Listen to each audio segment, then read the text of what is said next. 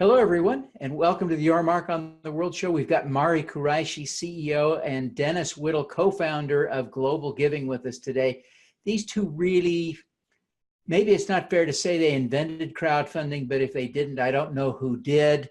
So stick around. You don't want to miss this episode. Welcome to the Your Mark on the World show with your champion of social good, Devin D. Thorpe. Mari, Dennis, welcome to the show. Nice to be here. We're thrilled to have you both. It's really great to have you. Mari, it's great to have you back. You've been on the show before. You two left the World Bank. You're married, left the World Bank in 1999, heavens, almost 20 years ago, to start what became GlobalGiving. Dennis, why don't you tell us the story of how that transition came about, how you decided to leave the World Bank and to launch this crazy new thing? Well, it's an interesting story. Mari and I got thrust together to work at the World Bank. We were not married at that time, but we were thrust into a lot of difficult situations at the World Bank, including in Russia, following the collapse of the Soviet Union. And we started trying a lot of different innovative things that people didn't normally do at the World Bank, because we were working in unusual situations that required unusual solutions and unusual approaches. And probably because of some of that work that we did in the late 90s, we were asked by the president of the World Bank to create an innovation and new products unit. And I remember we went up to Jim Wolfenson, the president, and we said, well, what do you want us to do? And he said, I want you to innovate. And we said, well, what's innovation? And he said, that's the whole problem. We haven't had much innovation at the World Bank for the last 50 years. So that's why everyone's protesting against us in the streets. So Mari and I were thrown into this situation where we had to figure out how to do things differently. And after a series of excellent adventures and some failures, we created something called the Innovation Marketplace, which initially allowed all staff in the World Bank to come and pitch an idea for how the World Bank could do its work better. And then we created the Development Marketplace in the year 2000, which allowed anyone in the world with a good idea to come pitch the idea and compete for $5 million of funding.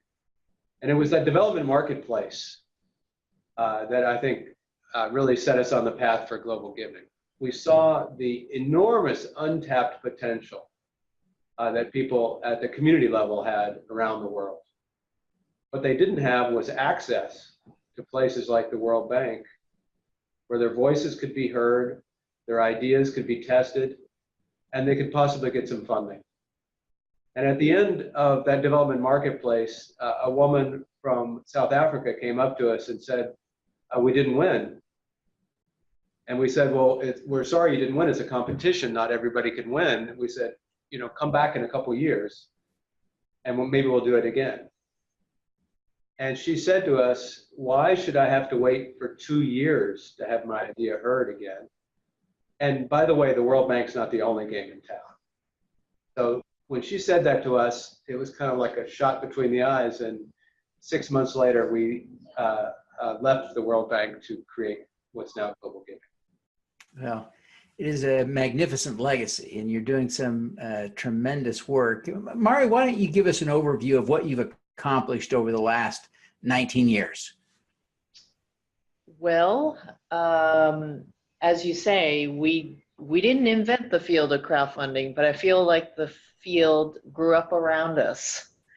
When we started out, people, the dominant brands on the web were Yahoo and eBay.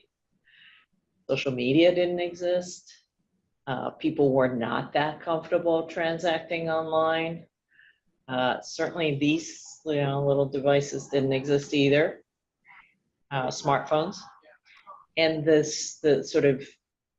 it was a very different world.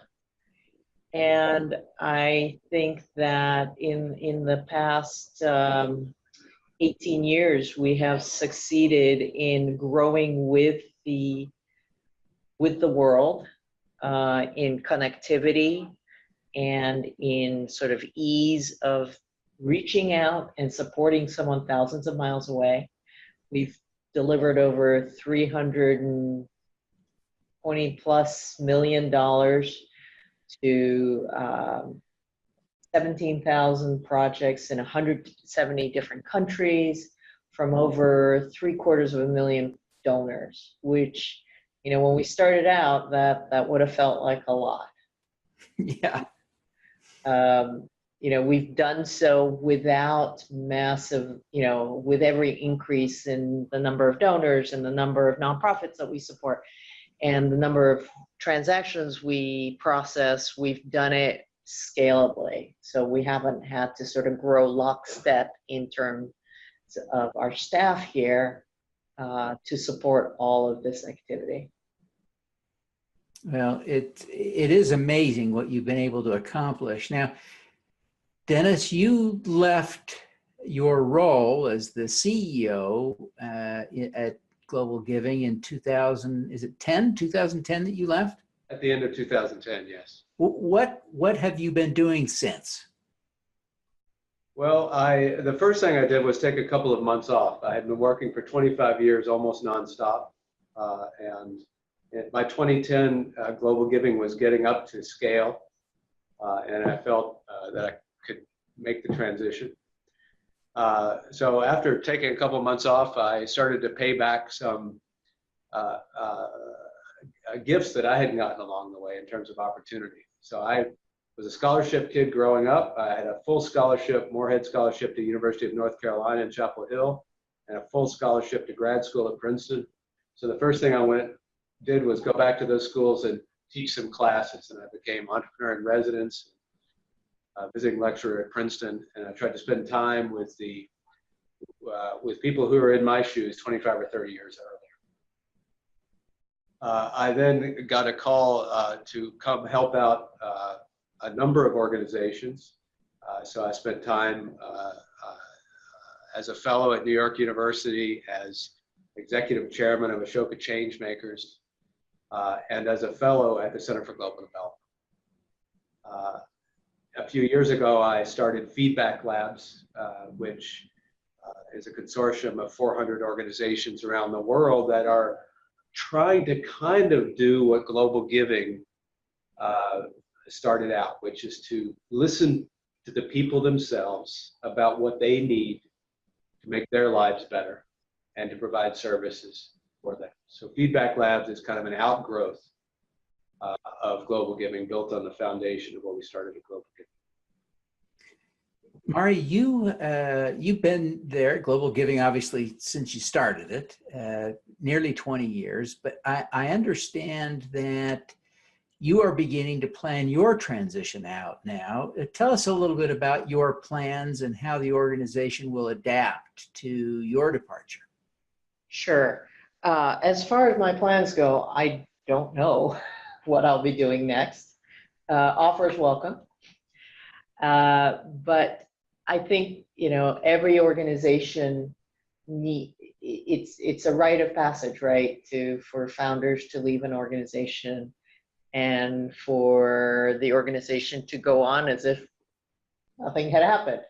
At least that's sort of what I hope will happen when I walk out. And I actually have a lot of confidence that will, because the team here is just, world class. We have a search going on for the new CEO. And I think we are looking at some really interesting, diverse talent to choose from. And last year was a great year.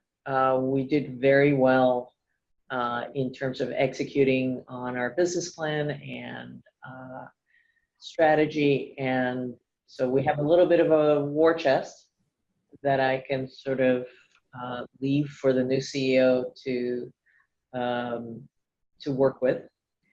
So, I don't know what I'm doing, but I do know what I'm doing next. But I do know that I think it makes me feel good that I can leave the organization on an upward trajectory. It would be terrible to sort of overstay my welcome, as it were, and get to a stage where I'm not delivering value to the organization and I got to walk out, sort of having failed the organization. I do feel like the organization is in a better place than it's ever been before. So this is the time to do it. Well, Dennis, you've had a remarkable career. You've done so many interesting things. What, as you think back on your career so far, what's the most important lesson you've learned?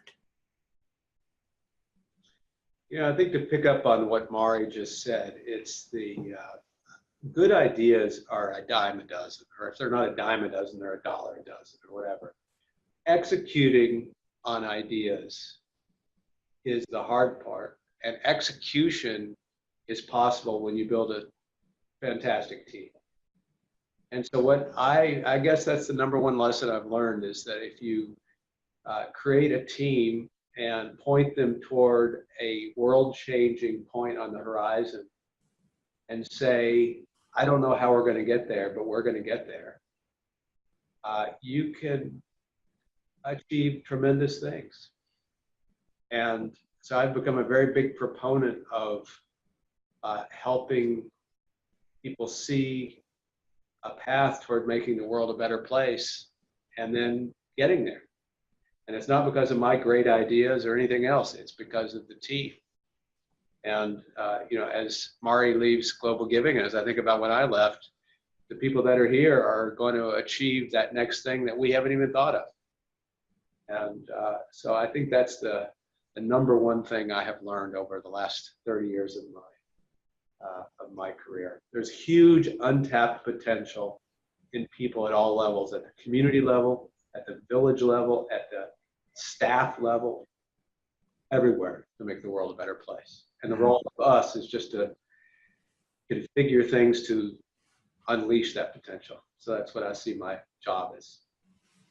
That's a powerful, powerful lesson and insight, Dennis. I appreciate you sharing that. Now, Mari, you've spent the heart, the big middle of your career has been at GlobalGiving, focused on really solving problems, both acute disaster-related problems and long-term problems like health and poverty. You've devoted 20 years almost of your life to this. Why? That's a good question. I mean, in some sense, when I joined the World Bank, I was signing up to fight poverty, right, worldwide. But I didn't stay 20 years at the World Bank. And I think the reason I stayed here is that I had faith that this model could scale, and therefore, I could write it out and it would get better, more efficient, and more subtle, more nuanced, and basically deliver higher quality over the years. And that's, I think, been borne out by my experience over the last 20 years. But to be perfectly honest, I think it's also that this organization, I've been able to organize it in a way that I think mobilizes people's potential best. So there's this theory in organizational stuff about analogs and antilogs. In some ways, I took the World Bank, which I had an amazing time at the World Bank. So I can't tell you how thankful I am to have had the experience at the World Bank. But the World Bank is large. It's very bureaucratic. It's run like a civil service, and it has a lot of rules. Anti-log, as it were, of the World Bank is what I had in mind as I designed GlobalGiving. So GlobalGiving has very few rules. It has 4 values that are core to our theory of change and the way people behave here. And I have a kind of daily conviction and feedback that people are fulfilling their potential and creativity here, whether it's staff or whether it's all the partners we work with. Whereas I wasn't terribly convinced of that when I worked at the World Bank. There was always this sense of these incredibly smart, creative people locked up by the framework that they were working in. Interesting motivations. I appreciate you sharing that. Dennis, what is your superpower? I don't know if I have any superpowers, but to the extent I do, I think it's getting people to believe that they can achieve things that they never thought was possible. So if you come into our office here, we have people that could easily, I hesitate to say this on a podcast, but could easily be leaders at the fanciest Silicon Valley companies. And they didn't start out that way. But now they are superheroes of design, superheroes of tech, superheroes of due diligence, superheroes of financial management. Machine learning. Of machine learning. AI, yeah. And I like to think that with a couple of exceptions, that we enable them to be that. So I'm not sure I maybe have the superpower of helping other people find their superpowers. And I'm extremely proud of the quality of what we do. It's made possible because people can reach for things and achieve things that they never believed was possible. Mari, what's your superpower?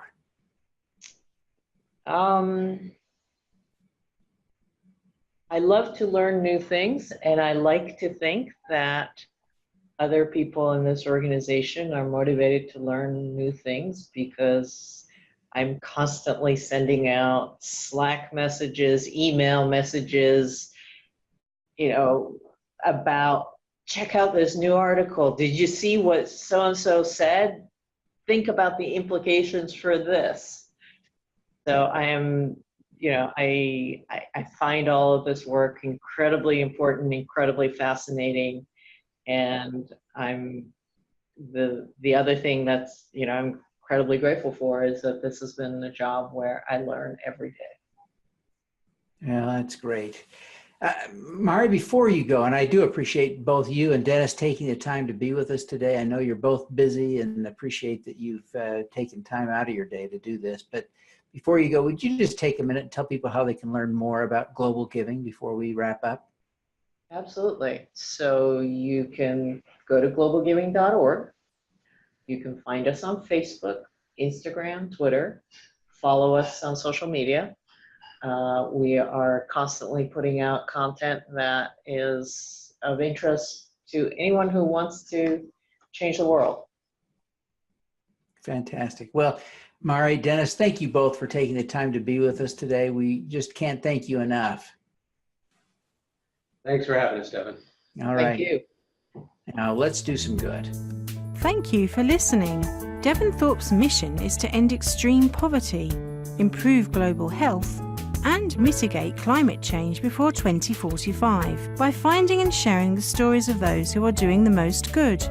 You can join with other listeners to accelerate Devin's mission by visiting helpdevin.org right now.